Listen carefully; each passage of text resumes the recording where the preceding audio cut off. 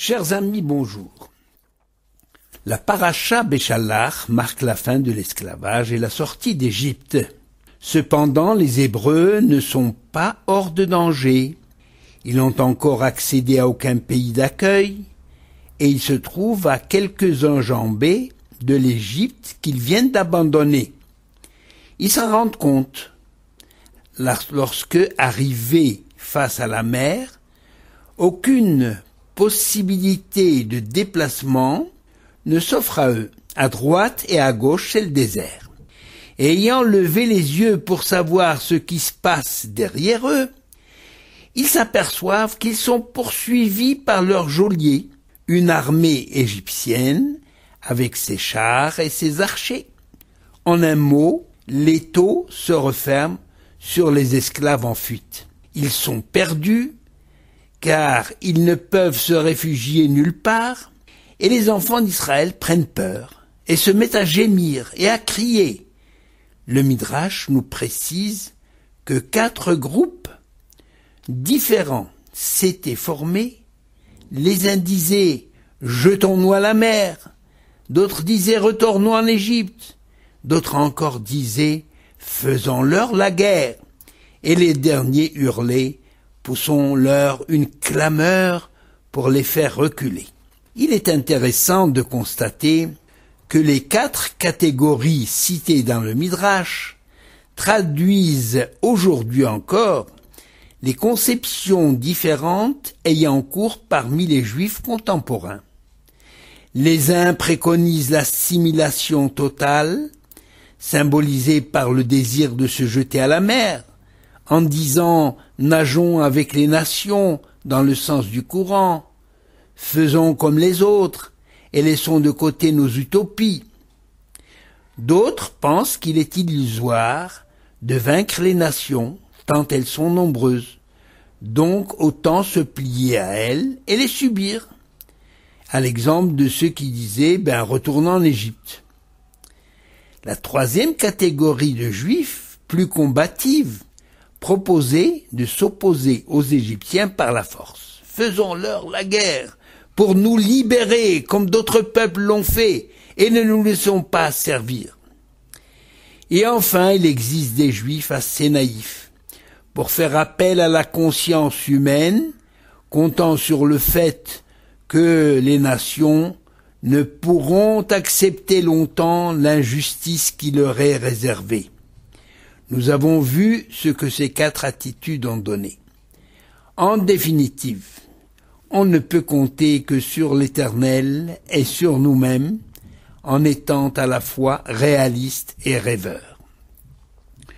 Le moins que l'on puisse dire est que l'unité faisait défaut, et devant cette désunion, aucune action d'envergure ne pouvait être prise pour se défendre. Cependant, Moïse réussit à les faire taire, non sans difficulté, en leur promettant que Dieu combattra pour eux. Moïse se mit alors à prier pour le peuple, et le voyant dans cette posture, l'Éternel s'adresse à Moïse en lui disant « Mais ce n'est pas le moment de prier, mais d'agir. Il est un temps pour tout. Et l'homme doit d'abord faire face au plus urgent, malgré la foi qu'il peut mettre dans le secours divin. En effet, le secours divin ne peut se manifester que dans la mesure où le peuple bouge et entreprend de s'en sortir. Il en est de même de l'individu. C'est ce que suggère le texte. Il est écrit Matitzak elai, que m'implores-tu? Daber el ben Israël beisaou. Dis plutôt aux enfants d'Israël de se mettre en marche. La leçon donnée ici à Moïse est générale et permanente. Elle s'applique en toutes circonstances. Celle d'avoir le réflexe d'aller de l'avant avec confiance, alors que l'horizon semble entièrement bouché. Car Dieu attend toujours une participation de la part du peuple ou de l'individu pour susciter et mériter une aide exceptionnelle ou un miracle. Un acte courageux de la part du peuple ou de l'individu est toujours apprécié au ciel et attire la bienveillance divine, même lorsque les résultats ne correspondent pas à son attente. L'illustration de ce principe, déjà inscrit dans la Torah et dans la survie du peuple juif, une survie qui défie toutes les lois de l'histoire, survie miraculeuse mais méritée, car en chaque siècle et en tout lieu, les enfants d'Israël devenus des Juifs ont toujours fait un constant effort d'imagination pour surmonter tous les écueils avant d'adresser leurs prières à l'Éternel, de qui dépend en définitive, de qui tout dépend en définitive. C'est dans ce contexte que je viens de décrire que surgit Nachshon ben Aminadav. Nachshon ben Aminadav est devenu un symbole. L'homme qui, le premier, s'est jeté à la mer. Le Midrash nous rapporte que 2 tribus se disputaient l'honneur et le mérite d'entrer la première dans l'eau, mais quand arrivait le moment de réaliser leurs prétentions, elles se récusaient et ne tenaient pas parole.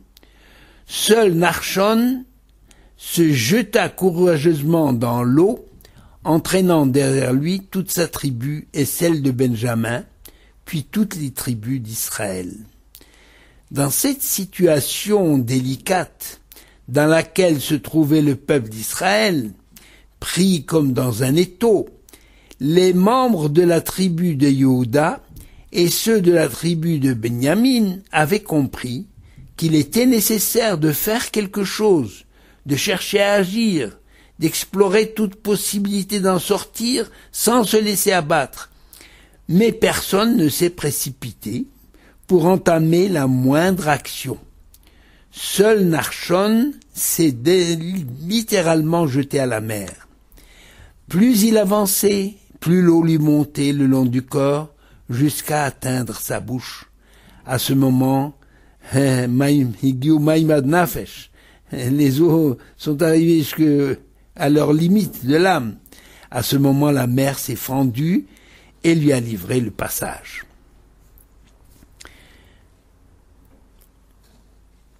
Il nous faut davantage expliquer en quoi Nachshon ben Aminadav est un héros et un symbole de comportement pour tout juif et pour le peuple dans son ensemble.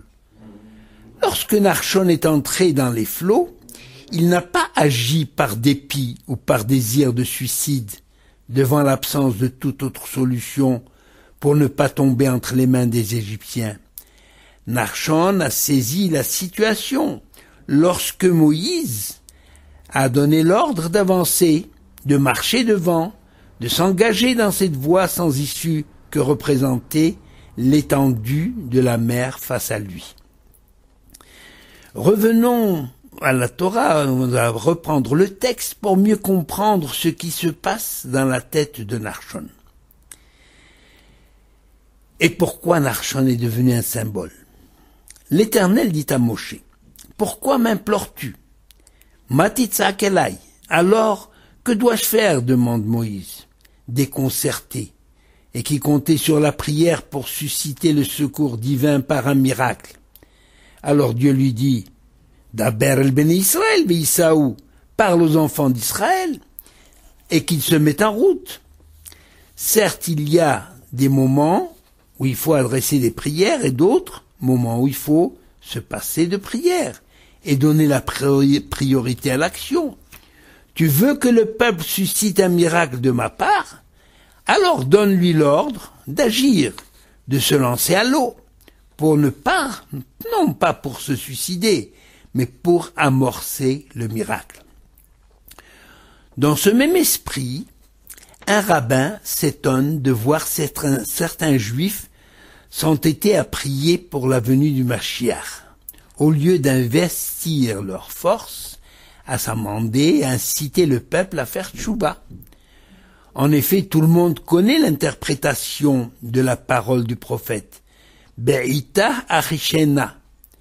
En son temps, c'est-à-dire le temps en son temps, je la précipiterai, ou je le précipiterai, c'est-à-dire que le temps du Messie est fixé, mais seul le retour du peuple d'Israël à son Créateur peut hâter ce temps.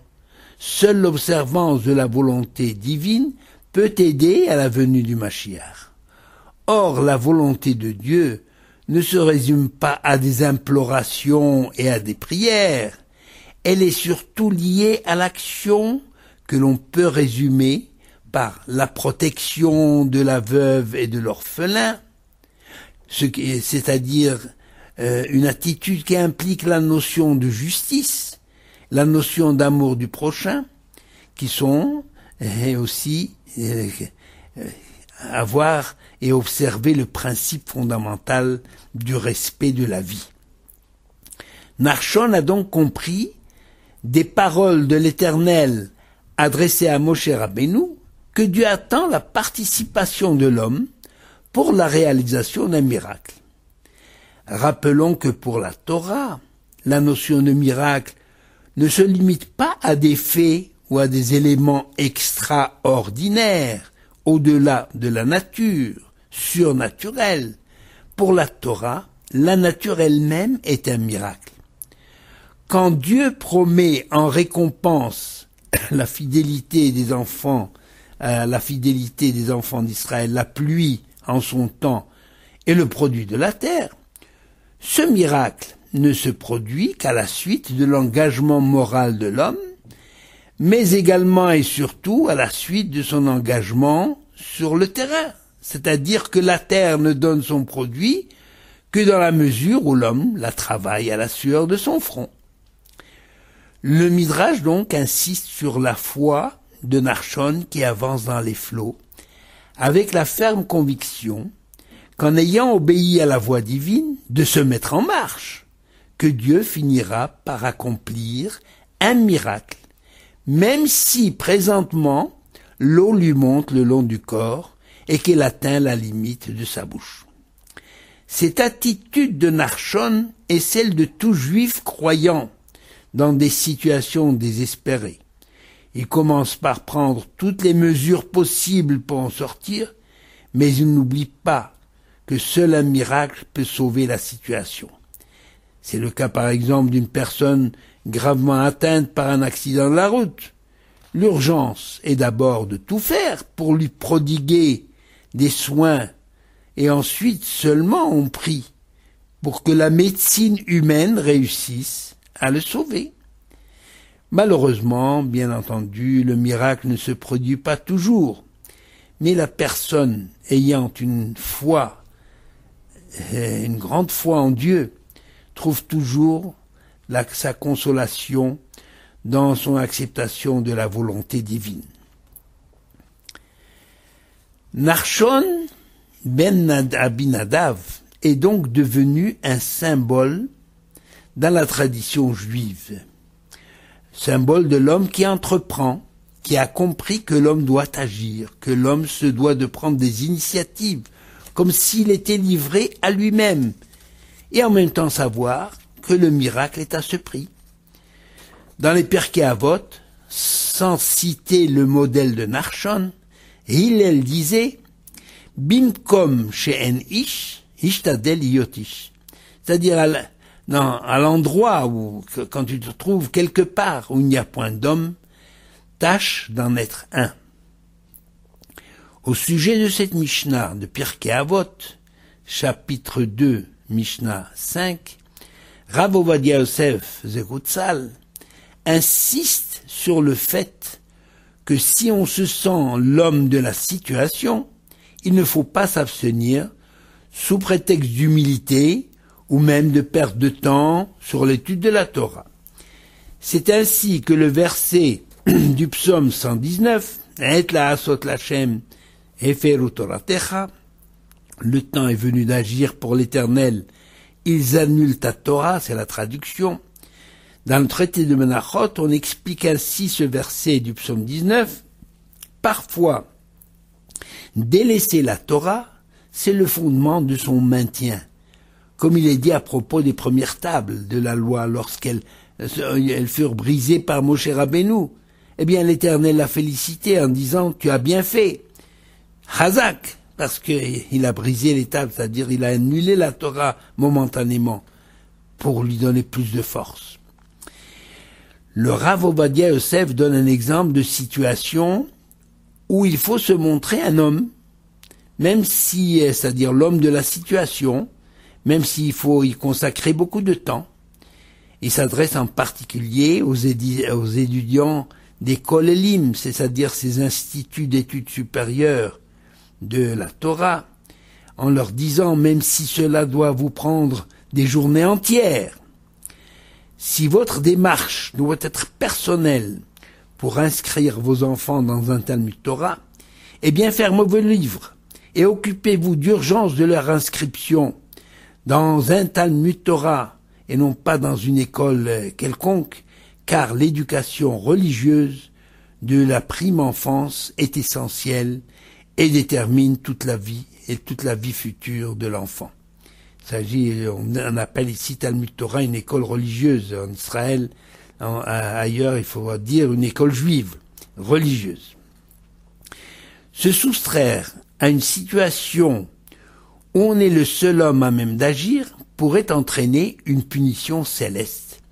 Et le Rav Ovadia Yosef, rapporte cette histoire authentique qui s'est passée au siècle dernier. C'est l'histoire d'un président du tribunal rabbinique de Francfort. Le Rav de Francfort en Allemagne a demandé aux responsables communautaires qui étaient réunis d'urgence autour de son lit de mort de n'accepter comme son successeur à la présidence du Beit Din qu'un Rav capable de répondre à 3 questions, dont il leur demanda de noter les réponses. Munis de leurs papiers, des responsables communautaires, ils étaient au nombre de 3, ont commencé à sillonner la ville et les villes voisines sans succès. Aucun rabbin interrogé n'était capable de répondre correctement aux questions. Finalement, leurs pas les conduisent dans une synagogue de la région, quelle ne fut pas leur surprise et leur étonnement d'entendre dans le discours du bar mitzvah de ce Shabbat, d'entendre le jeune garçon poser les 3 questions et y répondre correctement. Exactement comme cela était consigné dans leur papier. Alors ils interrogent les responsables de la synagogue sur l'origine du discours du bar mitzvah, et il leur fut répondu que le jeune homme était l'élève de Rabbi Yosef Shmuel. Les délégués se rendent chez le maître de l'enfant pour l'inviter à Francfort, ville réputée à l'époque pour la qualité de sa prestigieuse communauté. En lui faisant part du testament spirituel de leur rabbin. Malgré leur insistance, Rabbi Shmuel refusa catégoriquement un tel honneur en disant « Je ne suis qu'un petit enseignant, ce n'est pas pour moi. » Mais le soir, il se sentit subitement tellement mal que les médecins lui déclarèrent que son état était désespéré. Rabbi Shmuel comprit que la chose venait du ciel. Alors, avec des larmes, il adressa une fervente prière à l'Éternel en disant « Tu sais bien, mon Dieu, que si j'ai refusé d'aller à Francfort, c'est que je ne m'en sens pas digne. Mais puisque tu en as décidé ainsi, je vais accepter le poste rabbinique de Francfort. » Aussitôt, il se sentit mieux, et dès le lendemain, complètement rétabli, il fit part de la nouvelle aux responsables de cette prestigieuse communauté de Francfort. Rabbi Shmuel comprit que lorsqu'on est l'homme de la situation, il ne faut pas se soustraire à son devoir d'agir et d'intervenir sous prétexte d'humilité. Le Rav Ovadia Yosef conclut cette histoire en ajoutant cette précision. Si l'on se trouve en présence d'une personne capable d'intervenir, c'est-à-dire on est quelque part et un grave problème, et il y a quelqu'un qui est capable d'intervenir, mais on sait que l'on est soi-même plus compétent, eh bien, on n'a pas le droit de se soustraire à son devoir de venir en aide. Il faut s'imposer avec la précaution, bien entendu, de ne vexer personne et bien entendu laisser de côté son humilité. Voilà ce que dit le Rav. Oui, c'est un problème important, et il faut le savoir, de ne pas rester insensible à certaines situations si on est le seul à pouvoir y apporter une solution. Qui est Nachshon ben Aminadav? Eh bien, il est issu d'une famille prestigieuse, dont l'une des filles, Elisheva, n'est autre que l'épouse du grand prêtre Aaron. Dans le livre de Ruth, nous apprenons que Nachshon est un descendant de Peretz, qui est le fils de Yehuda, à qui a été dévolue la bénédiction de la royauté. Et puis en regardant bien dans le texte de Ruth, au chapitre 4, à partir du verset 19, on s'aperçoit que Nachshon est le grand-père de Boaz, et Boaz étant l'époux de Ruth, et Ruth étant l'ancêtre du Mashiach. Donc Nachshon était quelqu'un d'important. On le retrouve d'ailleurs lors de l'inauguration du sanctuaire, décrite au chapitre 7 du livre des Nombres, Bamidbar, Parashat Nasso, le jour où Moshe eut achevé de dresser le tabernacle, de l'oindre et de le consacrer, et les chefs des tribus furent invités à présenter leur offrande. Le premier à offrir donc une offrande fut justement Nachshon ben Aminadav, le prince de la tribu de Juda, Yehuda. Selon le Midrash, toutes les tribus levèrent les yeux vers lui et lui dirent « Tu es digne d'être le premier à offrir des sacrifices. À la mer Rouge, tu étais bien le premier à te jeter dans les eaux, ce qui constituait un grand Kiddush Hashem, c'est-à-dire une sanctification du nom divin. Aussi ce mérite te revient aujourd'hui. » Nachshon s'en réjouit, mais n'en éprouva aucun orgueil, ni aucun sentiment de supériorité par rapport aux autres princes des tribus. Pour quelle raison Nachshon ben Aminadav est-il l'homme qui symbolise cette conception de la vie religieuse plutôt que les patriarches ou autres personnages bibliques? La réponse est qu'il a bénéficié d'une occasion unique où tout le peuple était présent, où tout le peuple avait besoin d'une réponse immédiate à son angoisse et à son questionnement quant à sa relation à l'Éternel et à ses promesses. Ne lisons-nous pas des interpellations qui jettent le doute sur les intentions et la puissance divine? Les enfants d'Israël furent remplis d'effroi en constatant la présence à leur poursuite de l'armée d'Égypte. Et ils dirent à Moshe, « Est-ce faute de sépulcres en Égypte que nous sommes ici pour mourir dans le désert? Quel bien avons-nous d'être sortis d'Égypte? Mieux valait pour nous de mourir esclaves, etc., etc. » Nachshon a donc bénéficié d'une situation exceptionnelle. Cette situation était-elle absolument nécessaire? Dieu n'aurait-il pas pu faire l'économie de tous ces tracas et conduire directement vers la terre promise le peuple d'Israël et l'y installer confortablement en écartant tout danger intérieur et extérieur? Nous pourrions poser cette question à la lumière des commentaires du Rambam Maïmonide de la manière suivante. Au lieu de faire le détour par le désert et d'encadrer le peuple par 2 nuées, l'une pour le guider et l'autre pour le protéger, n'aurait-il pas mieux valu pour le peuple lui donner la possibilité d'être confronté directement avec l'univers de la guerre? La réponse est justement très claire. Si rien n'empêche Dieu de changer la nature et de faire miracle sur miracle, l'Éternel se refuse de modifier la nature humaine en privant l'homme de son libre arbitre, et en en faisant un assisté.